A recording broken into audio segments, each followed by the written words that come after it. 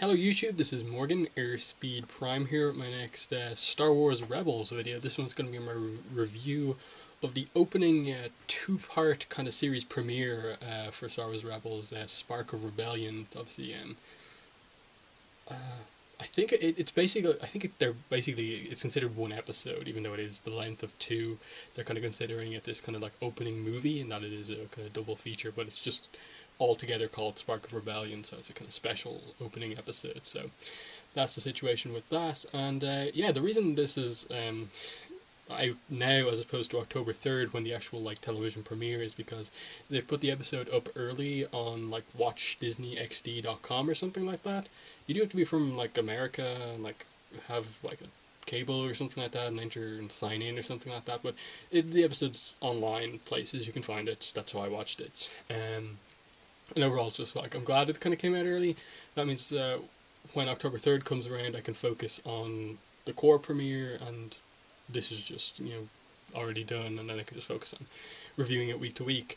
But overall, yeah, this as a series premiere was really good. I was very impressed with this, and obviously I wasn't like crazy like excited going into it. The kind of shorts and the prequel novel for this were really good and like made me excited, but not to the level of like I was expecting something this good. And this, in terms of opening episodes, definitely blew the kind of Clone Wars movie kind of out of the water. This was just full of character, some nice action. There's plot there straight away, and you can sort of see where the series is kind of going from here. And in my opinion, all of the characters are interesting. There's some stories to tell with regards to how the group before Ezra like came together, and just flashback stuff like in their life before they came together as well. Very impressed with this as like an opening two-parter, and yeah, so. Obviously, Ezra's the main character, at least in opening episode, because he's the one who kind of joins the group by the end. I don't know if he's going to like remain full on the main character, or if they're going to kind of spread the kind of focus out a little bit more.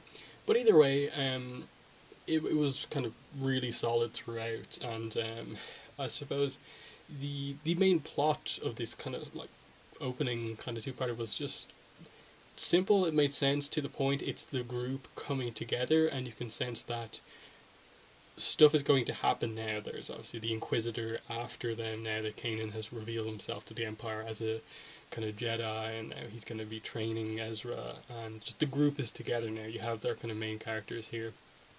It's just kind of cool the way that obviously the Empire have attacked this kind of planet Lothal, and you have reference to like Grand Moff Tarkin, who's kind of in control of the Governor Tarkin or whatever, who's in control of the Outer Rim, and you just see how badly the kind of place is being treated, and that's when Ezra kind of comes into contact with our kind of rebel group here aboard the Ghost, and just from there he kind of tries to steal the same thing they want, and end up kind of just coming together. Like, okay, you've stolen this thing from us, bring it aboard here, and you'll get out of the way of the Empire, and just kind of come together. And what I really liked throughout this was that it wasn't just the kind of basic opening two-parter. There was actually also character development in this episode, and that straight away Ezra kind of has a pretty big kind of turnaround in this episode, just with basically regards to the idea is that he's also kind of going against the Empire, but from a more selfish point of view. He's kind of more out for himself and not really focusing on the others around him, while our group of rebels, they're out to take out the Empire, but also help the people that the Empire have badly affected, like this kind of almost lost city on Lothal that they bring the food to. And Ezra just thinks that they're planning some military strike or something like that now. So then you get that nice moment of kind of when he's shocked and they open the crate, and it's the rest of the crate, and it's just food, and he gets thanked for kind of trying to steal for himself basically. And I thought that was kind of very nicely done throughout the whole thing, where you just kind of got this kind of selfless streak kind of coming out of him, where he is trying to convince himself that I'm on my own. Like, I don't have any parents. I'm not joining up with this group. I'm not out to help anyone else. I'm just kind of out to just kind of survive myself. And then you have kind of moments like with Hera in the cockpit where she's just like, you have to go in and tell these guys and stuff like that. And then kind of when you find out towards the end of the episode that mainly Hera and Kanan were kind of testing him throughout the whole episode. It was pretty interesting, just with regards to, you know, like the holocron thing, like him stealing it, like wasn't brought up, and you can almost kind of get the sense of like, why isn't Kanan like calling him out on this? Like, he surely knows it's been stolen, but just the idea that he purposefully kind of left it unsaid, and so when eventually he found the holocron again, he saw that it was unlocked and that he could use the Force. It was just so well done throughout that kind of character development moment. And then even like Kanan got a little bit of character development in that he finally revealed himself to the Empire as a Jedi, and they kind of present it as if he's like a full-on Jedi here. When, you know, if you haven't read the A New Dawn novel, that's a kind of prequel lead into this. He actually isn't even like a full-on Jedi Knight as such, in that he was the apprentice of Depa Billaba, but he was only trained for in or around a year. Like when he was eventually picked up by one of the masters to be like a Padawan of theirs, like full just that like kind of Qui-Gon chooses Obi-Wan type thing. It was very soon after that that Order 66 happened, so he didn't get too much like intense training. I think that if I remember correctly, the idea was that he was one of those kind of Padawans who had been kind of glossed over for a fairly long time, so he had a lot of the basic training just with regards to kind of, you know, the group sessions with Yoda and stuff like that. But just the idea that he's not like he's not a Jedi Master, and he's kind of technically a Jedi Knight, but not like full on in the sense like in the Phantom Menace, obviously that's Obi-Wan's journey from Padawan to Jedi Knight. Like at the end of that episode, Obi-Wan doesn't become a master as such; he becomes a Jedi Knight. So Kanan hasn't even technically received that rank yet. So that's going to be interesting, given that now he has taken on the role of kind of master here. Obviously, like, why not? You've met this Force sensitive boy. Why not try and train him the best you can? But even then, the prequel novel kind of presents the idea that, obviously, the prequel novel is set, I think, 6 years before this. So he and Hera have been together for, as part of this group for 6 years, and then Sabine and Zeb came on board at some stage, and the idea is that in this prequel novel, he hasn't touched the lightsaber basically since Order 66 happened, and even throughout that whole book, he doesn't actually use the lightsaber. He uses the Force at select moments, but fundamentally he'd been kind of really heavily restraining it and almost feeling like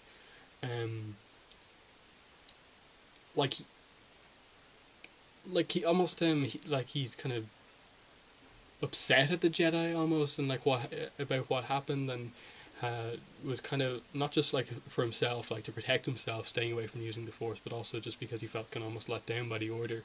But the idea that there's some sort of backstory to be told, where there's a moment at which kind of the switch flips for Kanan, and he becomes a bit more open, I suppose, to the group or something like that about his use of the Force, and that he and Hera seemed very kind of like to know a lot of the stuff. Like when she saw that the holocron was changed, she was the one who said, you know, like, oh, he passed the test and stuff like that. So there's some key moments here, and you know, Hera obviously was the one to kind of promote the kind of selfless change for Ezra, with the whole the line was, if you only ever fight for your own life, then your life is worthless, or something like that. That was a pretty cool line, and that leads to him kind of running in, saving the day. And I did like that moment where he does this, and you think it's all going to be fine, like he becomes part of the group then, but then he's actually captured before the kind of thing happens, and you get the switch with Zeb, where he kind of realizes that this kid saved me from being captured and all of us, and now I'm kind of forced to leave him behind, and he tries his best to make it up to him for the rest of the episode. That was a kind of really cool thing to do, because going into this series, I thought Zeb was definitely the one where I was just like, I'm not sure what his role is in the series, what exactly he's going to do, but just this idea that he kind of almost had to repay a debt to Ezra was pretty cool. Um, and then yeah, the overall the plot just got through a lot of stuff here.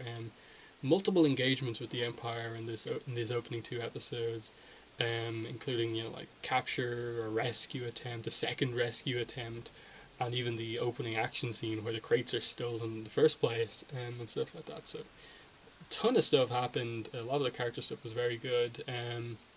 You get Sabine, a little bit on Sabine's backstory, just that the Empire kind of took her parents from her and stuff like that.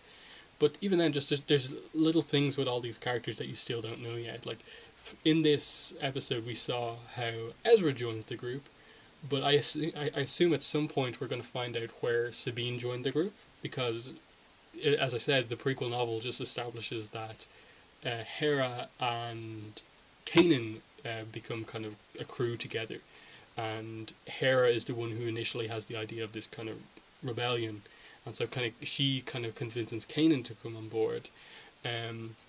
At some point, I assume together they build Chopper because he's not in the prequel novel either, and then they get Zeb on board at some point as well. So that's really interesting. So there's still like a bunch of stories to tell. Like, will this series at some stage touch on the backstory that the novel actually presents? Like, um, just the idea, like, if they're going to explore the master apprentice relationship between Kanan and Ezra, will we get some sort of flashback type thing where Kanan talks about um, his kind of training with Depa Billaba? Will they talk about the scene that's done in the book where Obi-Wan comes and basically it's revealed that kind of Kanan gives Obi-Wan the idea to send the kind of message from the temple to keep Jedi away rather than it being a warning to come back to Coruscant or stuff like that? Or what? Like, there's so much that this series has to do. Then in regards to like some of the backstories, like Sabine, with the kind of pink Mandalorian armor, like where did she get that from? Did she like make it herself? Does she have some relation to Mandalore or anything like that? That's interesting to me. Like just regards to, like the armor she wears and stuff like that. And obviously they present the idea that she likes she's like an artist, kind of graffiti artist with the whole spray explosive, which was the one kind of slight kind of like what is this series doing? Like she sprays like she basically makes the rebel symbol on the floor and blows like a hole in the side of a like star destroyer basically. Like it was like that's some powerful stuff. Like unless they kind of go into real detail, like Sabine is like a complete amazing explosive expert and that she can make this crazy stuff. That was a bit kind of unbelievable that happened. But yeah, where'd she get the Mandalorian from? There's a whole story I think with Zeb, just like where did he come to like join this group from and stuff like that. And obviously will they explore the kind of Kanan Hera relationship, which was really kind of interesting at the episode, and that they don't have too many scenes alone together, but just from the kind of prequel kind of short thing that they had together, you get the sense that even though they're, I suppose not officially, I suppose in a relationship, you really get the sense that they're almost acting like a kind of married couple right now, and the idea is that they have kind of like Uncle Zeb there, and then Sabine and Ezra, the kind of two kids almost. There's a kind of dynamic that you get here. So I'm kind of wondering, like, are they just going to leave it like this, where like it's kind of like this unsaid thing where they're just like they kind of are in a relationship, but they haven't even said it to each other or anyone else yet, and everyone just kind of like assumes they are, or will they actually explore that throughout? And it'll be very interesting to see what they do there. They for a second hinted at Sabine and Ezra, but I don't think that was the case. I think just the fact that it made sense that he was such a smart aleck that he kind of tries to turn on the charm the second he meets her, and then it's just never touched upon again. It's just kind of more about like, why are you part of the group? What's the group about? And all this sort of stuff. But yeah, the plot. Yeah, they presented the thing that's probably going to come back at some point, and that they saved the Wookiees, which makes complete sense, and that the Wookiees are, I think in canon, like some of the biggest kind of workers as part of like building the Death Star, at least the first Death Star anyway. So it made sense that they were the kind of prisoners there.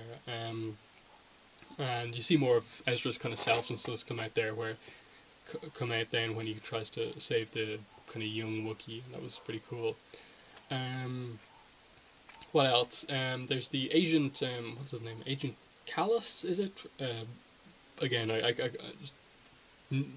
first episodes, struggling with the names a little bit, but this Agent Callus, who I assume is going to be the main Imperial officer we see throughout the series.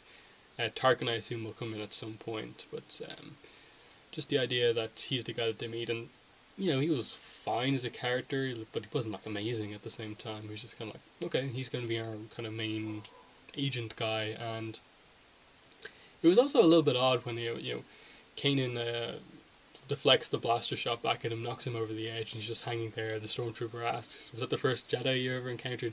And he just kicks him and kills him. It was just the stormtrooper, like part of his own team. It was just kind of like, you didn't seem that cruel from other moments, and then he just kind of informs the Inquisitor about them, and obviously this is the guy who has the lights, kind of double spinny lightsaber thing, and so he's gonna obviously try and track them down. So straight away, main kind of villain presented and stuff like that.